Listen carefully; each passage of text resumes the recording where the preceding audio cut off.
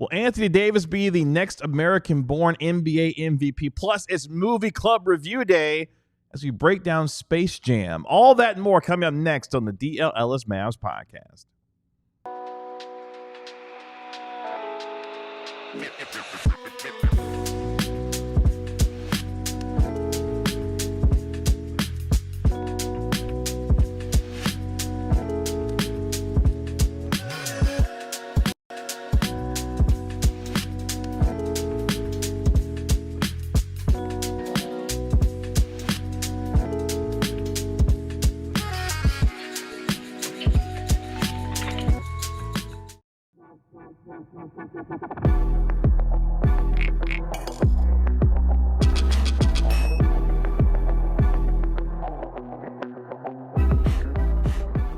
Hey, what's up, DLLS Mavs Nation? It's your man, Kevin Gray, alongside Mavericks beat writer Tim Cato, Mavericks analyst Bobby Carella. We, of course, are DLLS Mavs, your favorite guys cover your favorite team. Even in the dog days of offseason, will Anthony Davis be the next American-born NBA MVP? Plus, it's Movie Club Review Day as we begin our 5-part series breaking down 5 basketball movies. And today, we begin with Space Jam a little bit later on. Everybody get up.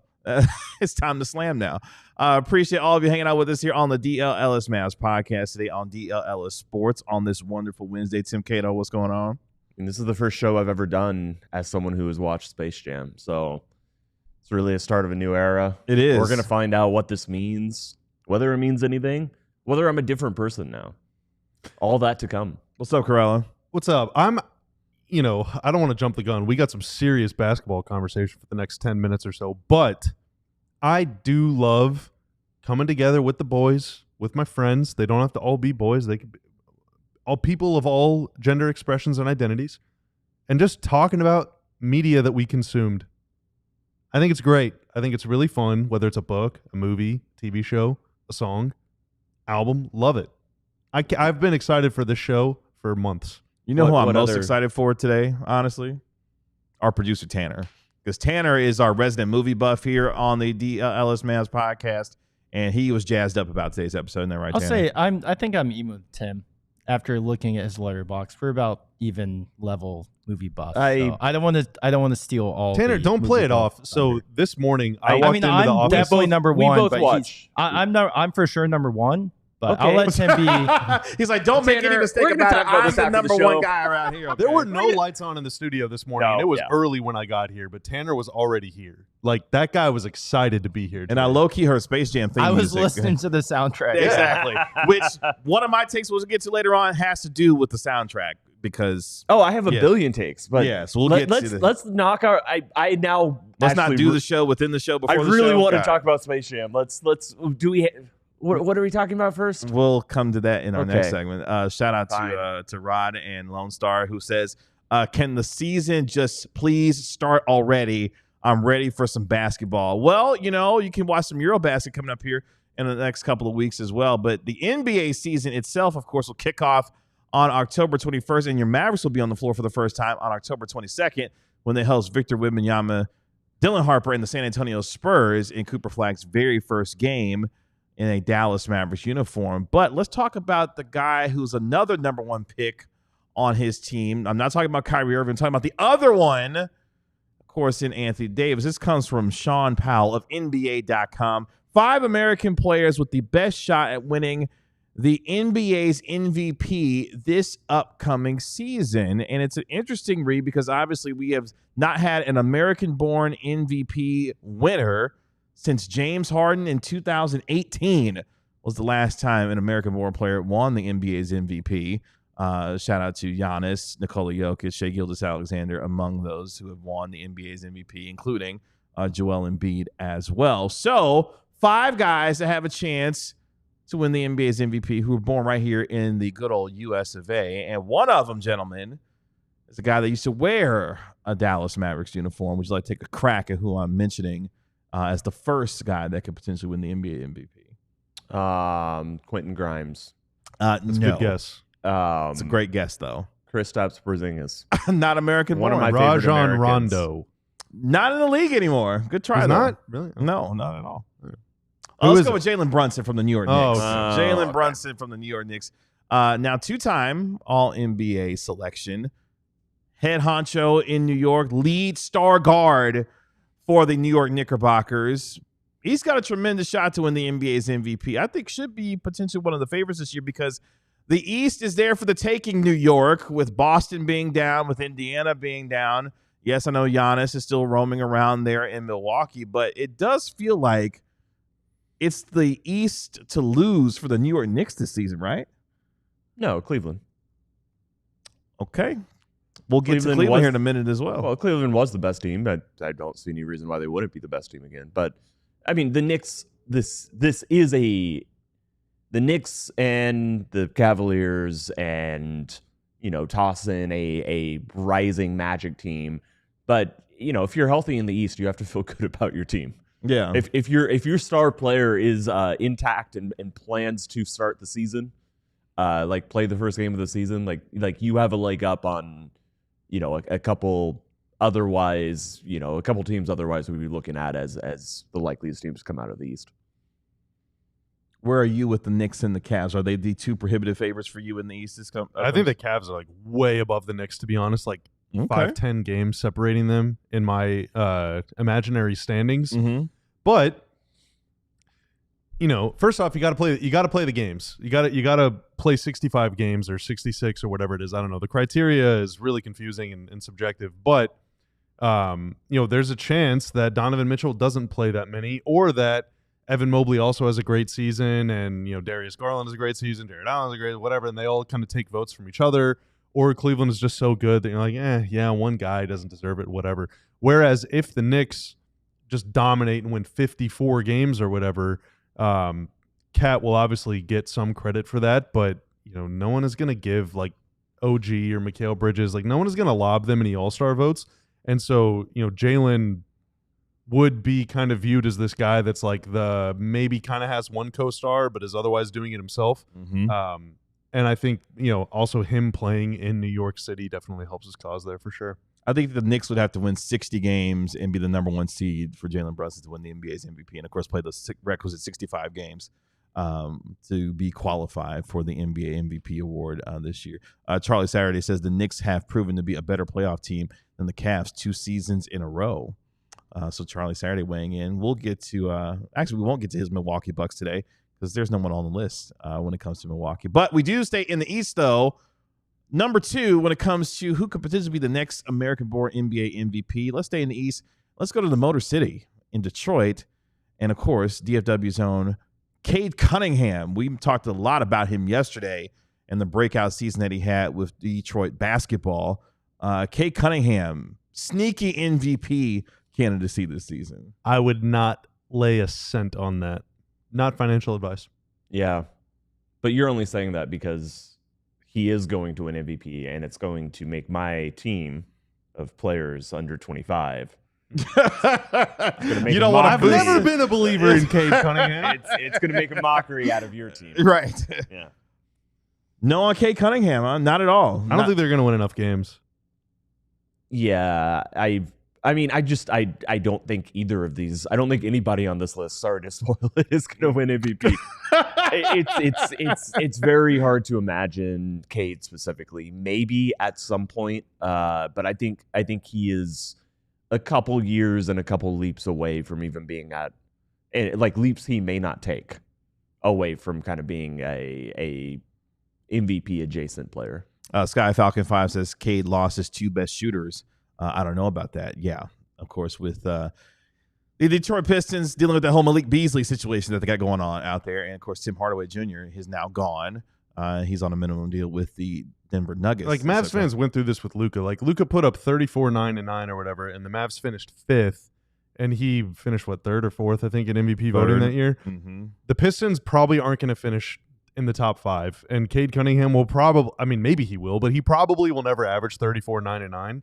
It's there's no shot. If you don't have 50, 55, 60 wins, you're not winning that trophy. And I just don't know if the Pistons will win that many games. I think I got them as the 5 seed. I think I've got New York, Cleveland, Orlando, Milwaukee, Detroit.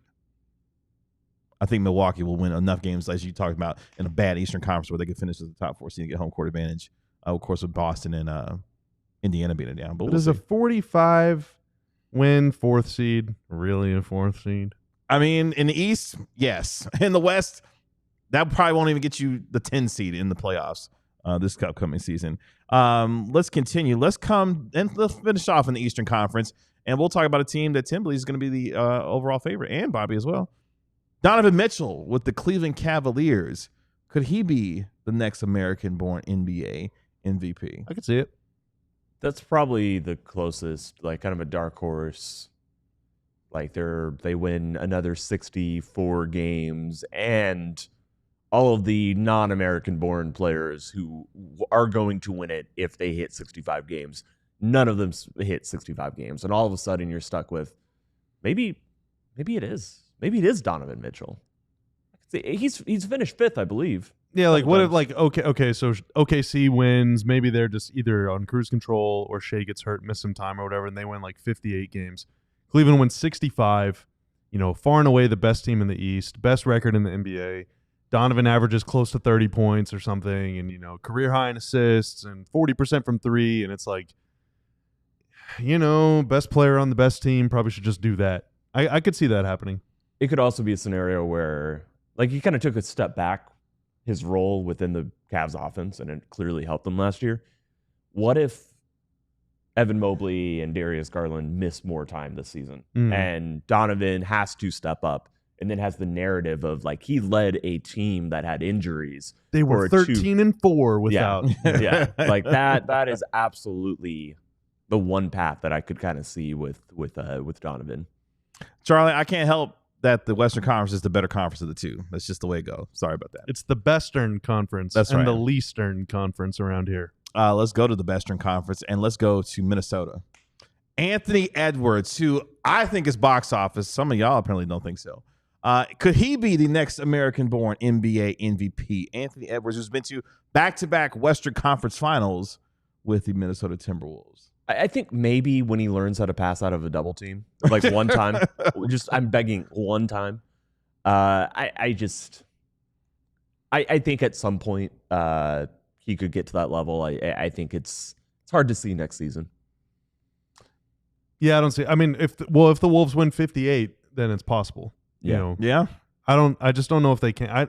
Outside of OKC, I don't know if anyone can. There's just too many good teams. For them to win 58 games, it would probably require Anthony Edwards just being playing at an unbelievable, superhuman. Yeah. Yes. Yeah. Like there's a correlation. Every win over 50 that they get increases his chance of winning by like 5%. I agree with that for sure.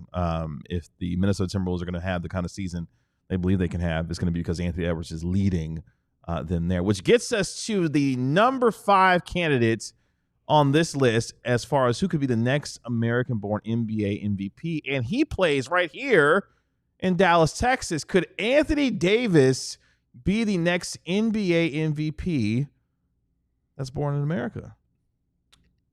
It's unlikely.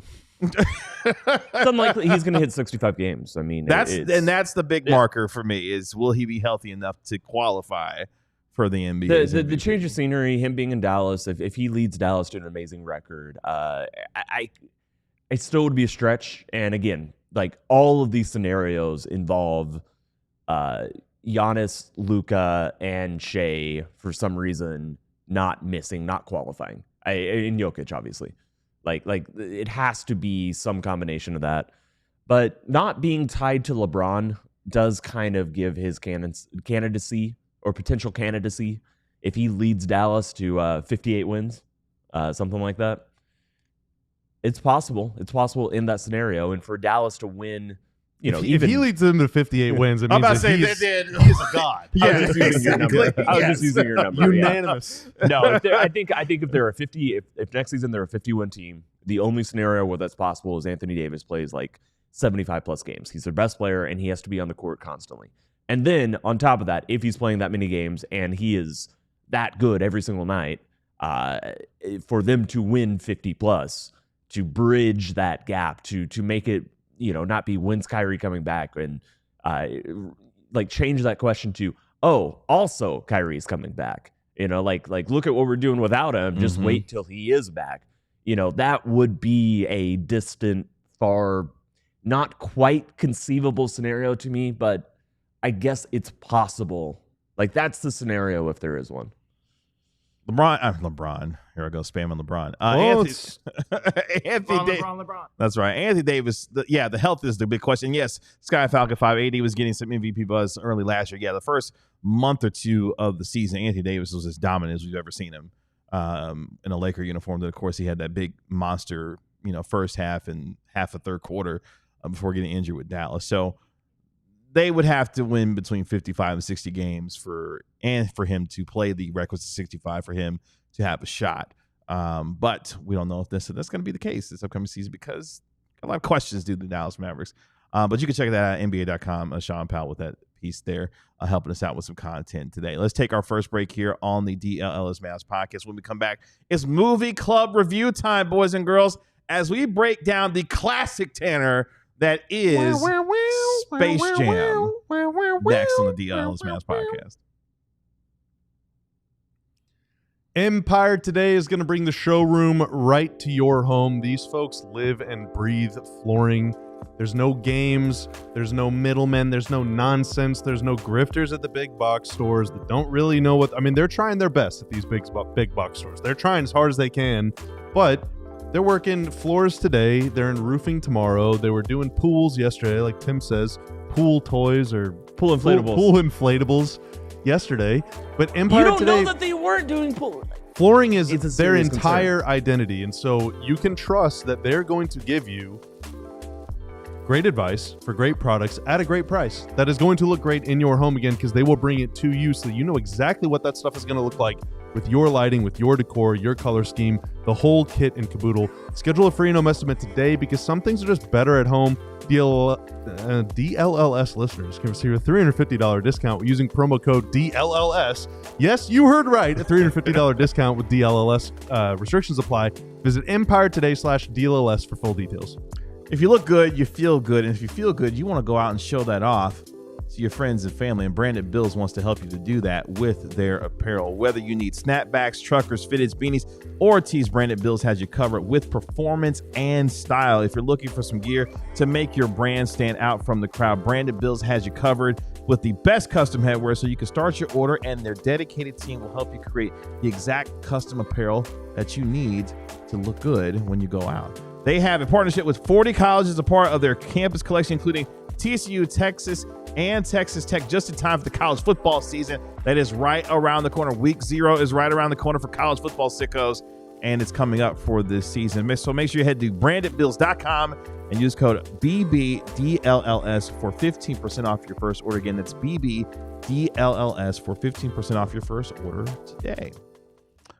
It's movie club review time here on our show. We are beginning our series where we review 5 basketball movies chosen by us and by you as you watch and listen here on our show. As Tanner, let's throw up the movies that we are going to be reviewing and watching this summer for the rest of the summer.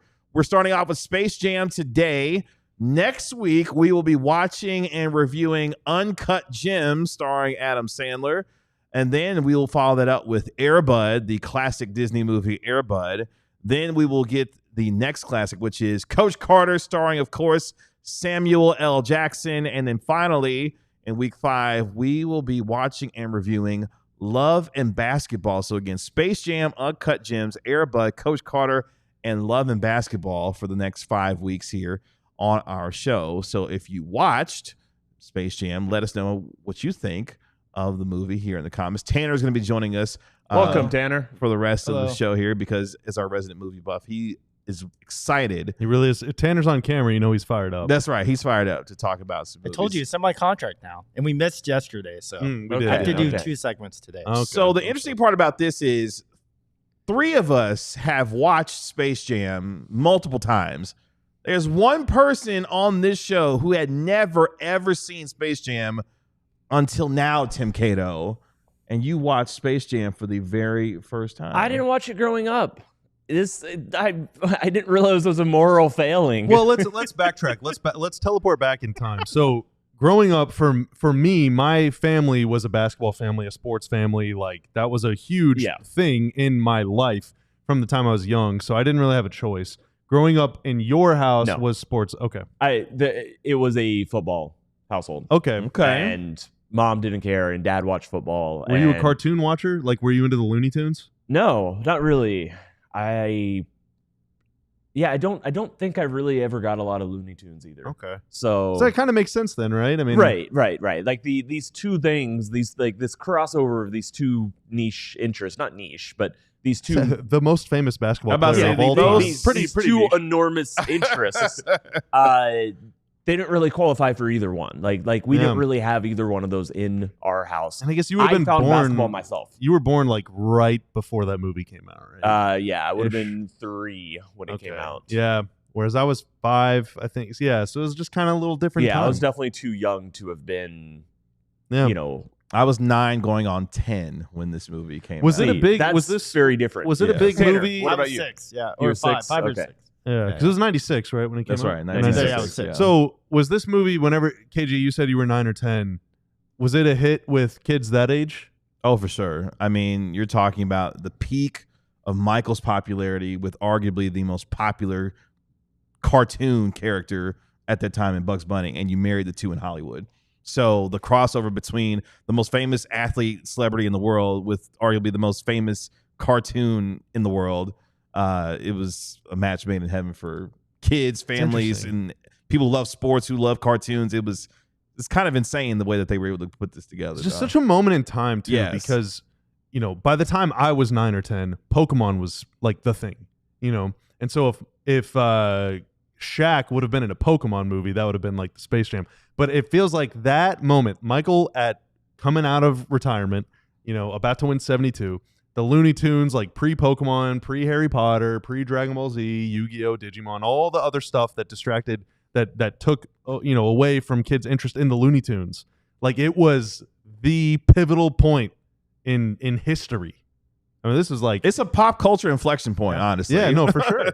For sure. Mixed in with special effects and all this stuff. Like, it's you get kids with Looney Tunes and also sports, but like then you get all the dads because of MJ, and also you get like Bill Murray in there, which I mean that's gonna huge. Kind of a Newman was in there. Yeah, that's right. Wayne Knight, of course, was in this film. Larry Bird, Bill Murray. There was some other cameos as well. I keep forgetting her name. The wife from Everybody Loves Raymond. Patricia Heaton. Thank you. Yeah. Thank you.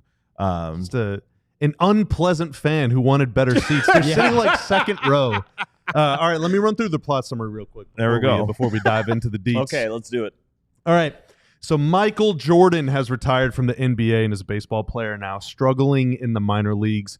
He seems to enjoy golfing with Larry Bird, Bill Murray, and his overeager assistant Stan, who he calls Sherm, more than playing basketball. Yep, played by Wayne Knight. Meanwhile, a group of aliens comes to Earth at the behest of the sinister Swackhammer, who's definitely not a caricature of Jerry Krause, owner of a theme park on Moron Mountain that's lost its touch. Who was voiced by Danny DeVito, by the way. That's right. Yeah. The aliens come to kidnap Bugs Bunny and the Looney Tunes to take him back to Moron Mountain, but the Looney Tunes say, nope, can't do that. They challenge him to a game of basketball for their freedom.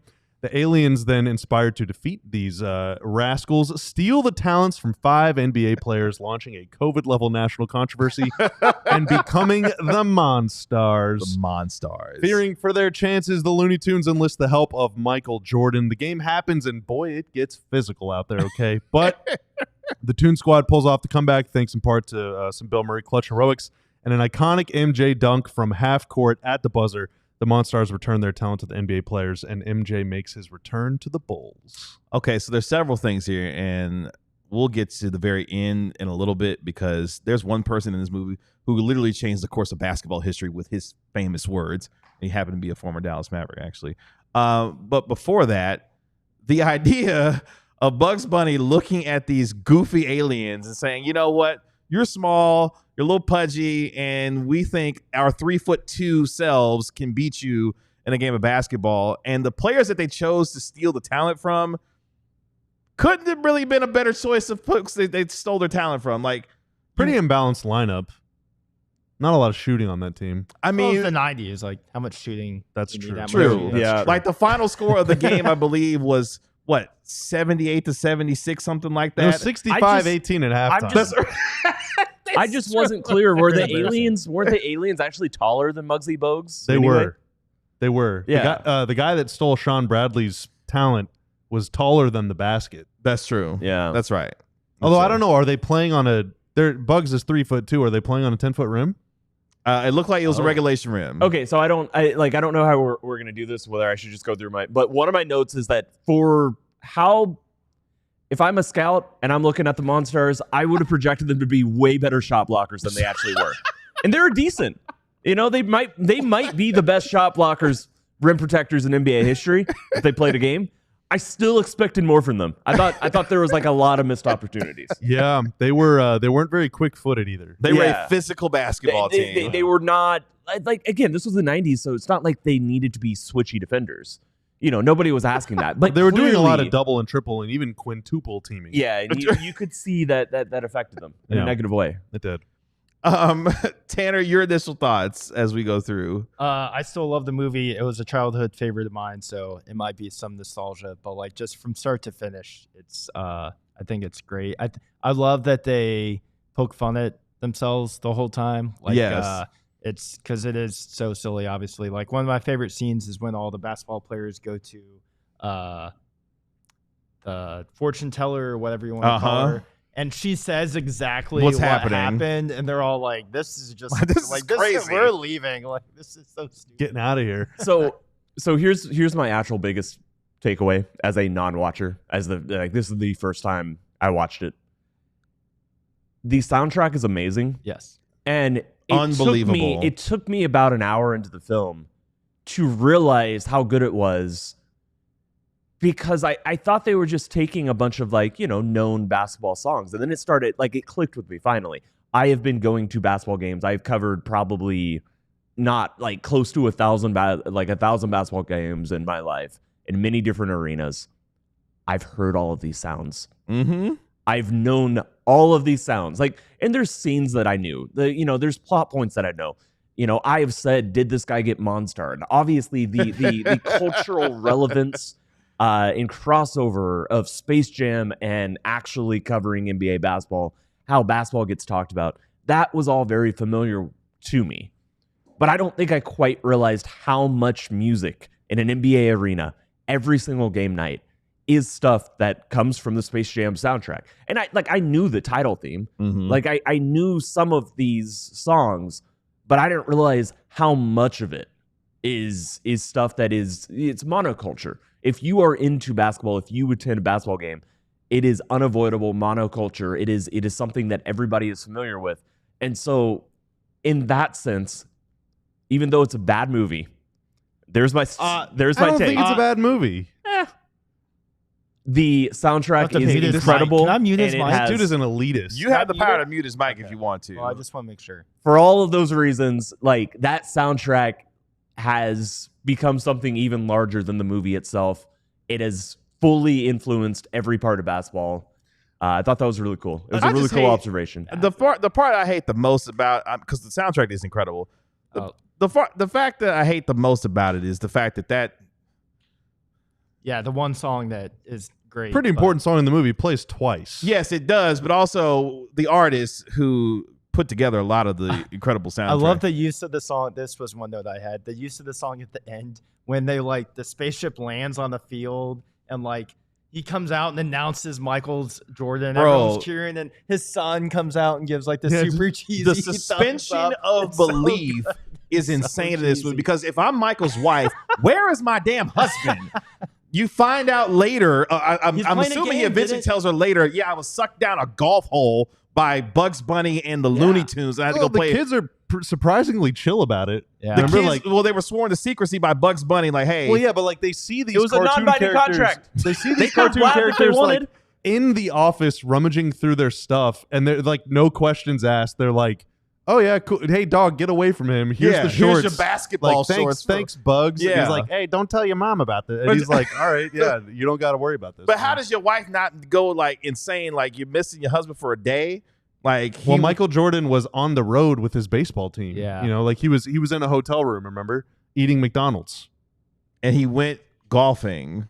Yeah, you're not gonna check in while on the road. And it's no cell phones, man. These are the 90s that we're talking about. Did you have a cell phone in 1995? I was a child. I don't understand why Wayne.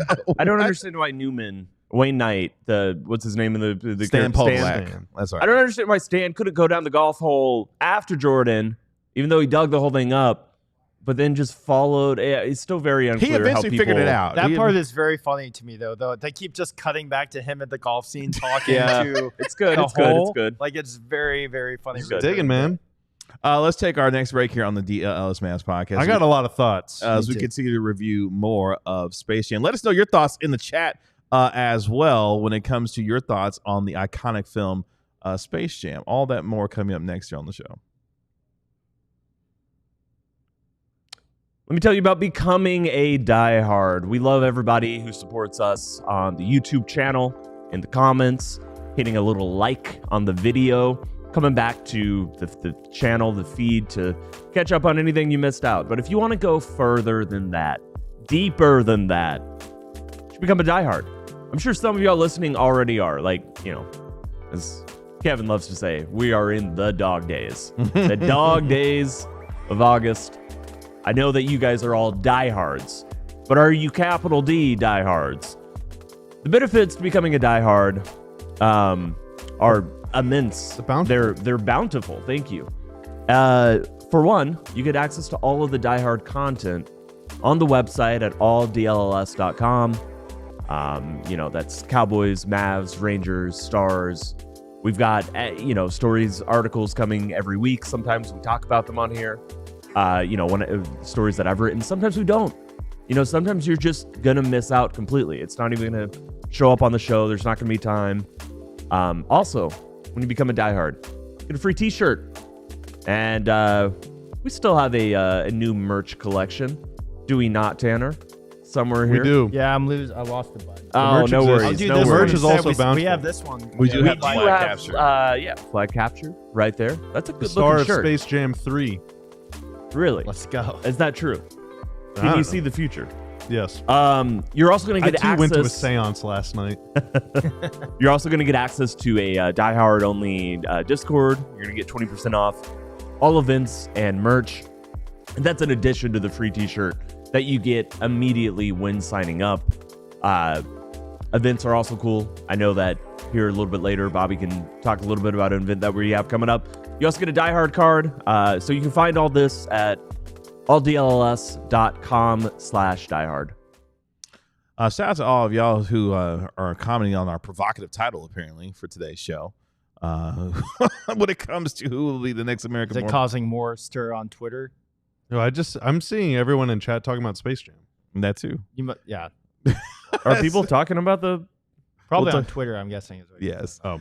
But let's continue. Well, I mean, none of them are here, so we don't need to acknowledge an audience that doesn't exist. Good point. Let's continue our Space Jam movie review here on the show today.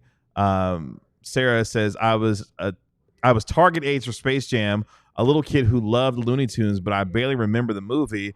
I mostly remember the merch was everywhere. The Toon Squad jerseys did become iconic jerseys. Another pop culture, inflection point. There's still, like, one of my friends dressed up as Lola Bunny, like, 3 years ago. Like, people still dress up as Looney Tunes. For like Halloween or something? Yeah. Oh, wow. Yeah, not just randomly. Oh, yeah. Just on it was a Thursday. We went to dinner one night. She just showed up as Lola Bunny. Showed up cosplayed. I had a couple Monstars like figurines that Me I too. used I during did too. my toy saga in my life, pretending they were Dragon Ball Z villains. And Space Jam jerseys are very common. And maybe not very, but we've all seen them. Oh yeah, Bill Murray jerseys. Yeah, I got some potpourri on here that I'd like to share if I could. Okay. So I had to rent the movie on a streaming platform for $3.79, which, if I had to guess, was more expensive than a ticket to It was see actually Space Jam in available for 1996. free. It took me a Was it second. really? Google. Where? Yeah. It I definitely paid $3.99 on Apple TV for. Yeah. I rented Don't on name Amazon. the platform. None of them pay us. Yeah. We pay They don't them. need Well, us. I'm gonna Like name- Amazon Yeah, needs, Amazon like they needs need us little to me to name be like, drop them. The Roku channel had it for free. Oh wow. Yeah, I did know that. So MJ's house in the movie, pretty modest for a 3-time. I don't think that's his real house. I'm not gonna lie. That just looked like a normal house. You don't think so?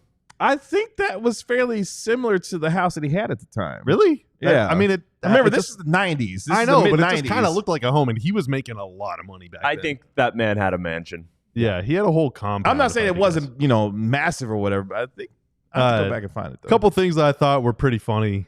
His son was hitting 685 on his baseball team. That's right. Yeah. He was like all pissed because he went 2 for 5, which lowered his That's a batting 400 average. Yeah. He brought down his average and going 2 for 5. Mike, so Daffy Duck is like probably the biggest loser in this movie. I think his reputation took a big hit. He comes out during starting lineup intros, and just like the whole crowd is revved up for Lola. They're like all gawking, and they love Bugs and everything. And then out comes Daffy, and just no one claps at all. He's saying thank you, in an empty gym.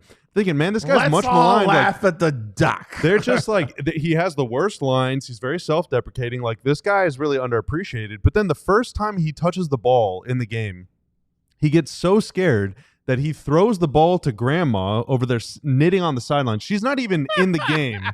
And she just gets pancaked by all 5 Monstars. I'm like, you are just an ass, dude. Like, Daffy Duck deserves to be hated.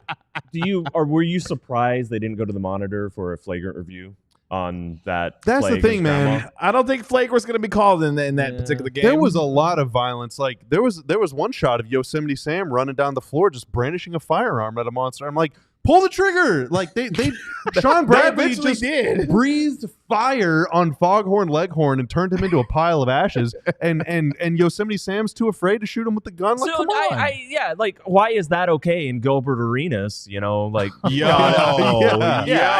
the difference? But in the second half, they found their secret stuff, and they started, handling business. It's in just the second water. half. It's just water.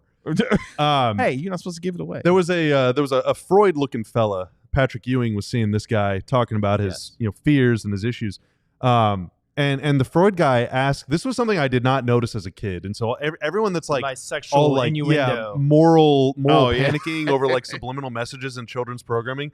This guy asked Patrick if there's any other areas outside of basketball where he's, quote, unable to perform, and Patrick is like, no, buddy. Like, I am doing fine. The look down on his there. face is very funny. Yeah, he's like, you better believe I'm out here having so much good times. What do you think he was referencing? I'll tell you when you're older, Tim. Right. Okay, thank you. And then there was another one. There was another little, like, this is not an adult joke, but it's a joke for adults.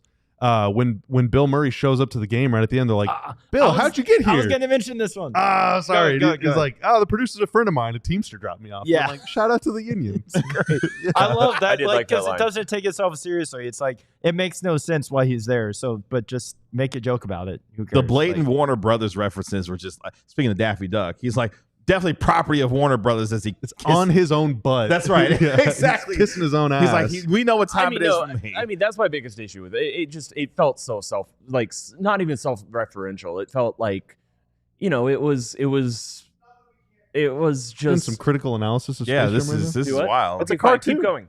Cartoons are, I think, by nature self-referential. It was just very commercialistic. I mean, they did kind of play into that a little bit, like and I don't know. It turns me off, like Warner's Brothers being like, we're so big and powerful that we're gonna I don't know. It was, but they were like the subject of the jokes. They were the punching bag. Yeah, the punchlines of the jokes. Yeah, for sure. Just a very confusing movie. What confused you about it? Literally all the things that we've said so far that did not make sense.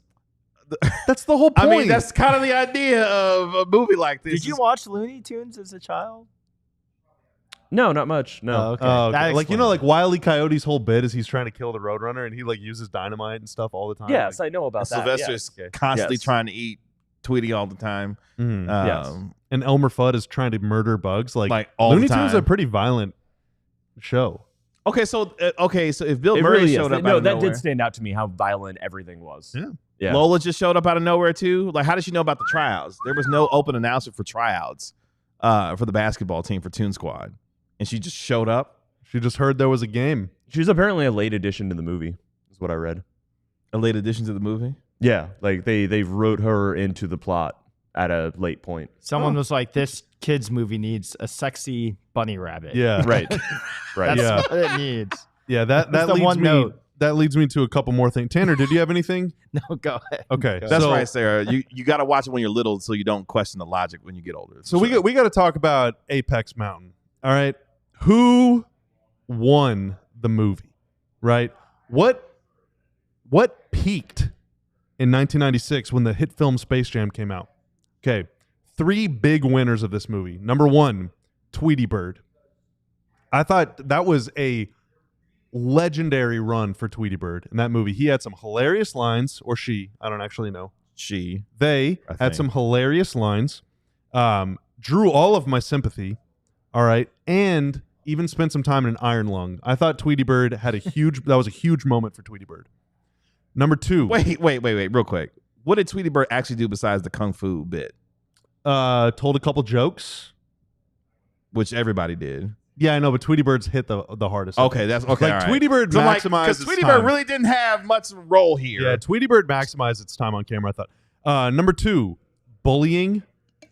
Huge movie for bullying. I feel like the mid-90s was before the bullying moral panic. Like, Looney Tunes, like, the whole movie is about everyone getting bullied. Everyone's bullying Daffy. Everyone, like, Lola is bullying Bugs. Like, the Monstars are bullying everyone, but Swackhammer is bullying them. Like, and then everyone's bullying Swackhammer because they hate his park. Like, everyone is just mean to everyone. I think it's a watershed moment for bullying. Can I butt in real quick there? Yeah. Would you say that you took away like morals from this? Like, I'm trying to. I did not watch this as a kid. Obviously, watching it as an adult at this point, I appreciate a lot of like the culture relevance that it has. That it is imbued into basketball. I didn't watch it as an adult, and I'm trying to put myself in a kid there's no mindset. moral lesson learned. Yeah, like it's just No. Yeah, it's entertainment. It's this literally is all you're pure eating a candy bar. entertainment. Yeah. Which if there was a moral lesson that I was taking from it, even if it hit shallowly as an adult, but I could see myself as a kid being like, oh wow, like that man might have driven up a half star. I mean, like it that. was the convergence of Looney Tunes and Michael Jordan. Like, that's the just a very empty movie. No lesson. What did we miss? The whole special sauce thing and how it's like, you was always inside do you. steroids. That's No, no, it was inside you the the whole special time. stuff is inside you the entire It time. teaches You don't you need to believe in yourself. Yes. Believe that you can fly. Don't have to talk about. But Bugs actually got ripped off it. He what? He had muscles because of it. But It Looney clearly- Tunes, like, their little vignettes in that show never had like a moral. It's not the Brady Bunch where we learn something at the end of every episode. Right. It is strictly just entertainment. It's supposed to get your mind, like, it's a cartoon with a bunch of special it's effects. suspension of belief in so many Yeah, ways. no, I can suspend belief. Yeah. Just fine. I will disagree that there's no lesson, but I'm just still. I agree with assessing. you on the That's special fair. stuff That's part. fair. That's yes. valid. Yeah. Last one, I think this was probably the biggest moment in time for anthropomorphic rabbits. Like, I think not only was Bugs Bunny hilarious, but also Lola Bunny was super hot in that movie. I can't think of any time before or since that rabbits, like humanoid rabbits, have been so revered, so loved, and so attractive. And that's coming from a Pokemon fan where Lopunny exists. All right? So I think that was the huge Apex Mountain moment for humanoid rabbits. I don't know how to follow that. That's also a hot rabbit. Lopunny. there's a sound bite. Yeah, you can mark Yeah. that. Yeah. Please. I thought it was interesting. This is just from the Wikipedia, but I was reading it about at one point the director went back to the movie like 5 years ago. So like years after. And literally commented not realizing or like commented about how he didn't realize Lola Bunny was like that sexualized and like partially his own doing. Yeah. Like he didn't realize how much Every they time she's leaned on into camera, that. you hear that. So There's a lot of saxophone. Coming up here in our final Any segment. final thoughts? Any final thoughts? I have a few more to go. Oh, Yeah. let's keep it going. All right. Yeah. I haven't gone through my notes. And I have one that literally changed the course of basketball history. And then I got a few Okay. trivia questions that are all just related to Space Jam. Yeah, So, for sure. Perfect. Let's keep jamming. We'll talk about it next to the DLLS Mavs jamming. podcast. Yeah, jamming like we're having fun. What do you mean? But first, I want you to become a diehard member Keep here spacing. at DLLS Sports. Take advantage of our best offer of the year. Just $36 right now to become a diehard member with our training camp intro offer. Our guys are hanging out in Oxnard, California. You can check out the work of the greatest beat writer in the history of the Dallas Cowboys, Clarence Hill Jr., getting all the scoops that you need when it comes to the Dallas Cowboys, as well with Jesse Holland and Jeff Kavanaugh all there at training camp. You'll see their show a little bit later on today. But right now, $36 right now, our training camp special. Go to alldlls.com to become a diehard member. You get a free t-shirt as well as access to our member-only Discord. We've got 20% off our events. You get access to the work of Clarence Hill Jr. for the Dallas Cowboys. Tim Cato of the Dallas, covering the Dallas Mavericks. Of course, Sean Shapiro and Sam Nessler covering your Dallas Stars. And Jeff Wilson covering, yes, those Texas Rangers. Also, we've got our Dallas collection as well. That's available to you when you go to store.allcitynetwork.com as well. You can check out our new 6th collection of t-shirts when it comes to our merchandise that we have.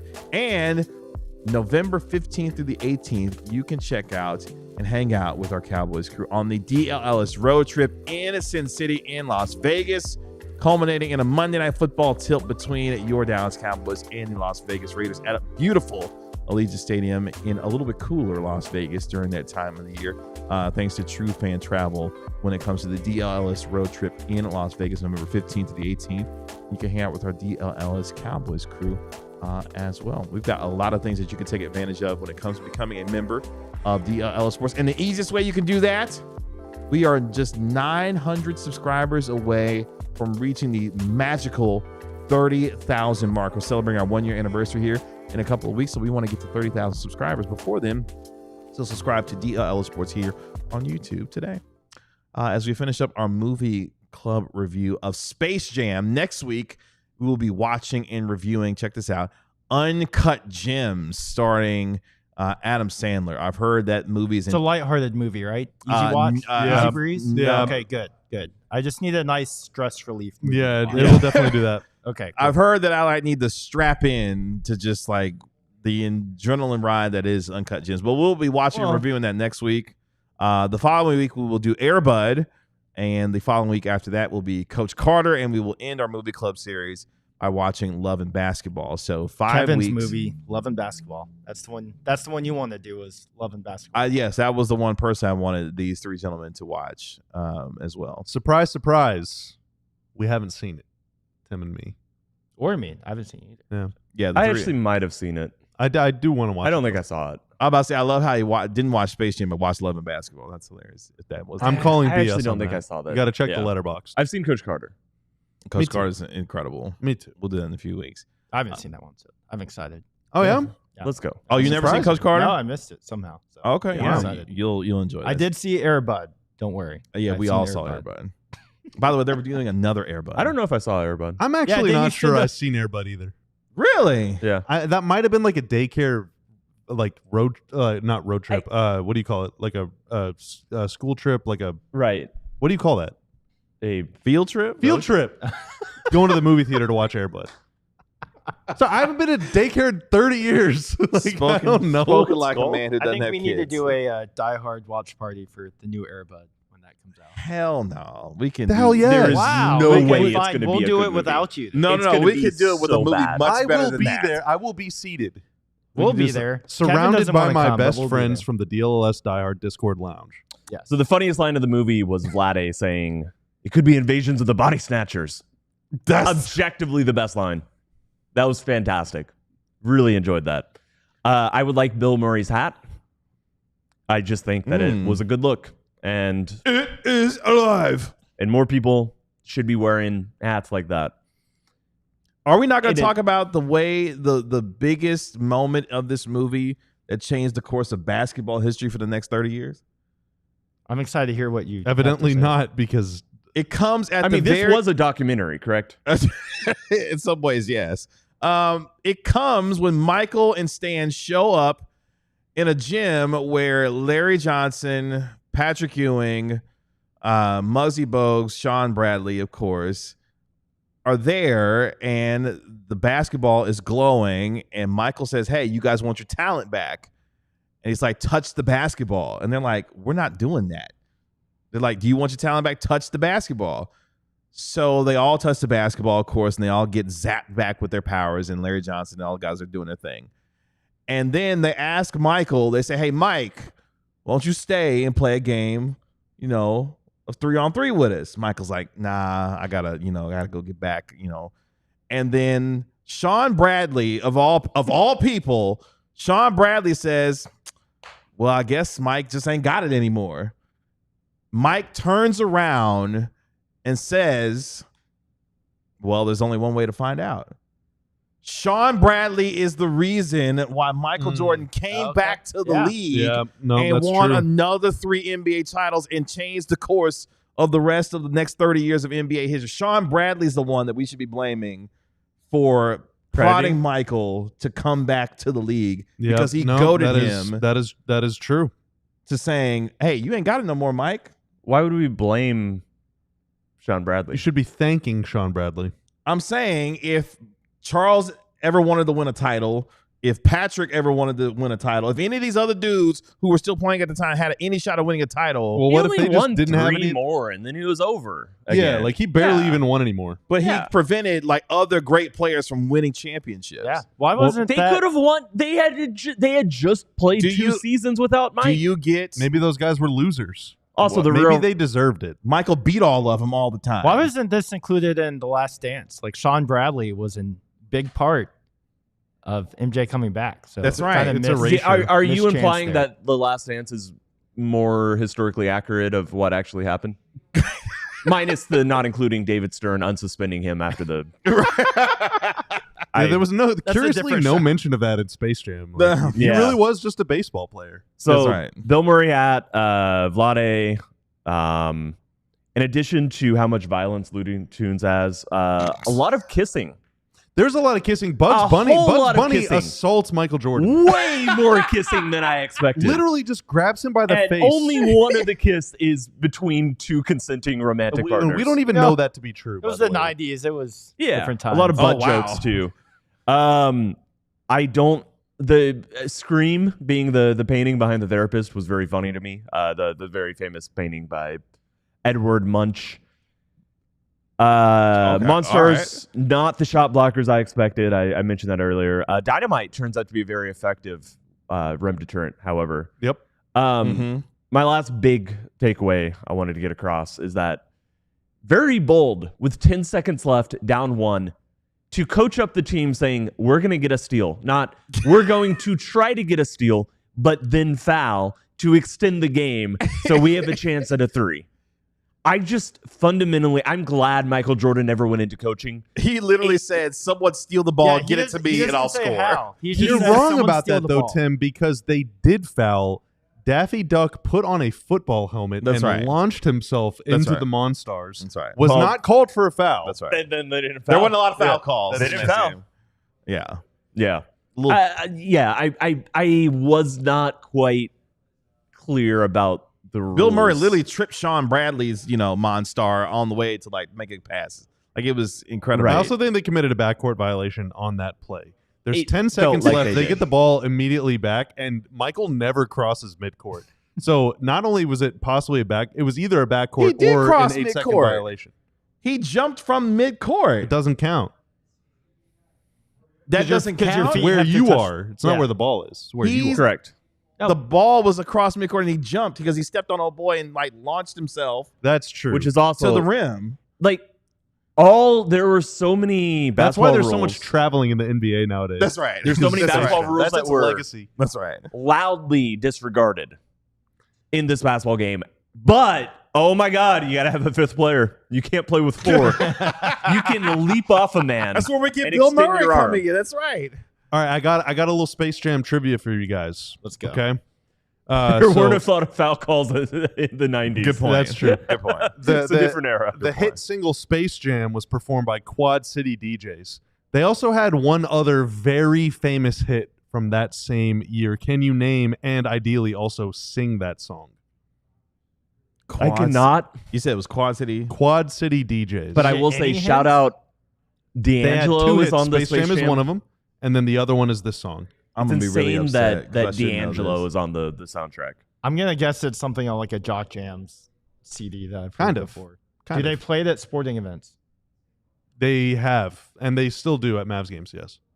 All right, we're running. I'm just gonna say it. Eminence Front. That's a good guess. Wow. It goes. Come on, ride the train Oh, and ride it. yeah. Come on, ride it Yes. Oh wow. and ride it.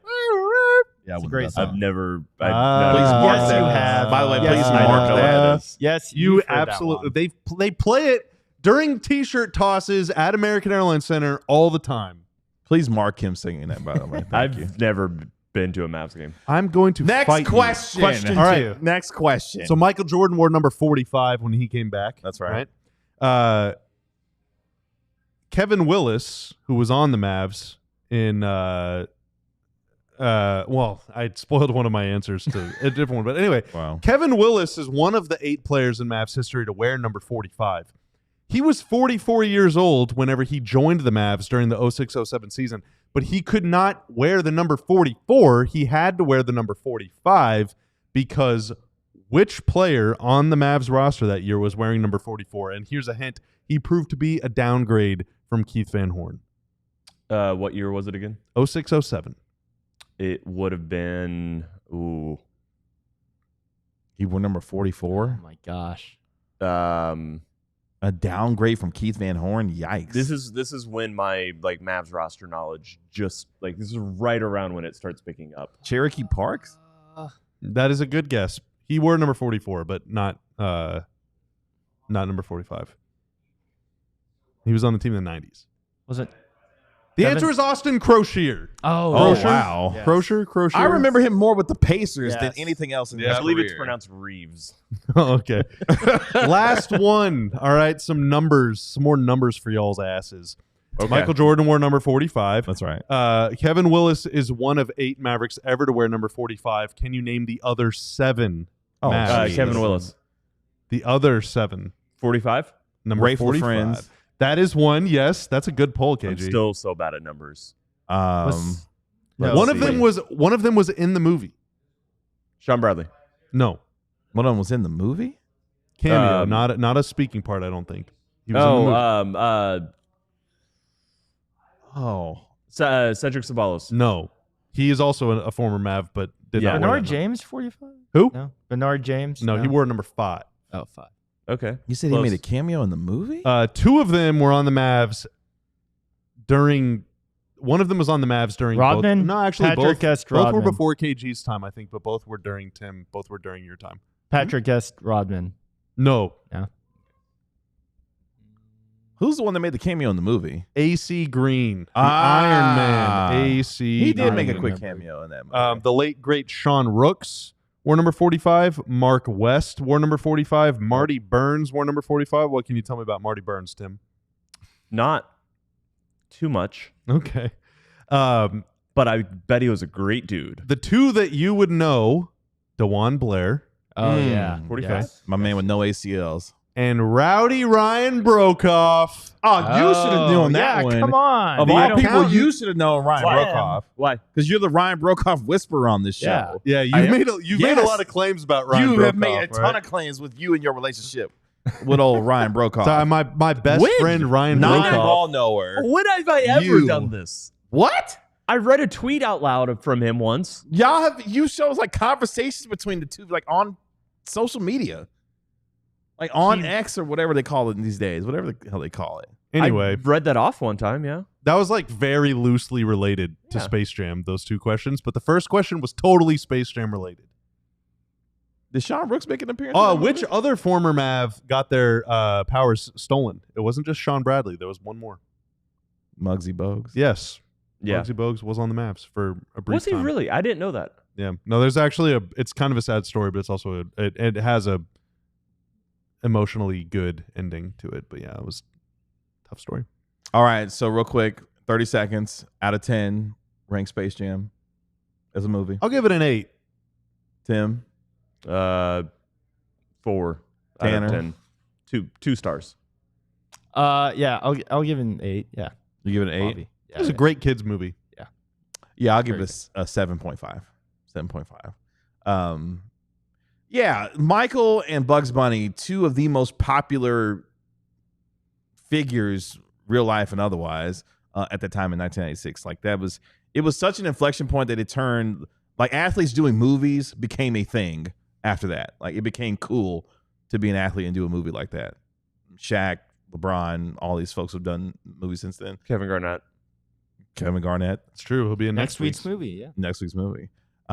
Which will be Uncut Gems is what we will watch. We'll review that next Wednesday. Next week here on the DLLS Mavs. Who's going to be the muse? Tanner probably. We appreciate you, Tanner, making us look good and sound good as always. Thank you, sir. That is our Mavericks analyst, Bobby Curley, our Mavericks beat writer, Tim Cato. I'm your host, Kevin Gray. We are DLLS Mavs. NBA schedule drop tomorrow. We'll actually be talking about basketball. Yeah, a lot more. Tomorrow, potentially at 12, maybe at a different time. On DLLS Sports, y'all be good. Peace. We all silly like the mayor.